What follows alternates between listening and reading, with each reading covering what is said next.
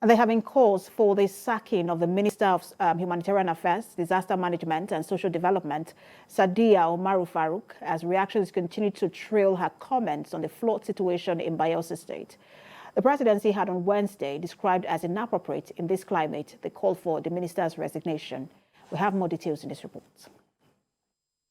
A recent comment by the Minister of Humanitarian Affairs, Disaster Management and Social Development, Sadiya Farouq, has stated that from an assessment carried out so far by the ministry, Bayelsa is not among the top 10 most affected states by the recent floods. Instead, Jigawa is ranked the #1 most hit state, has sparked off reactions from some stakeholders in the Niger Delta. The Ijaw Youth Council, in a press briefing held by its spokesman, Ibilade Kerefe, faulted the minister's statistics and called for an immediate sack by President Muhammadu Buhari. People have failed in their responsibility, and the president should, as a matter of urgency, fire. We are calling the federal government to come to our aid because the resources that the federal government will use to attend to the people of Bayelsa State, it is resources that is coming from the Niger Delta.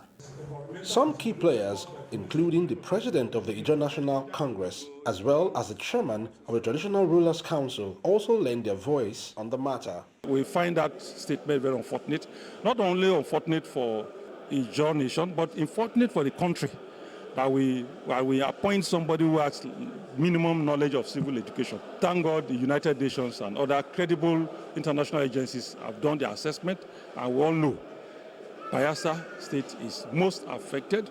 While the Ministry of Humanitarian Affairs and Disaster Management has not furnished the traditional rulers of Bayelsa State with the actual monetary value of a human life in this country of ours, many may still be lost in our kingdoms as a consequence of the flood if the federal government does not quickly lend a hand to support the efforts of the Bayelsa State government in ameliorating the citizens' plight. Statistical data from the Bayelsa State Emergency Management Agency shows that a total of 1.3 million persons have so far been directly affected by this year's ravaging flood in Bayelsa State, with 96 deaths recorded.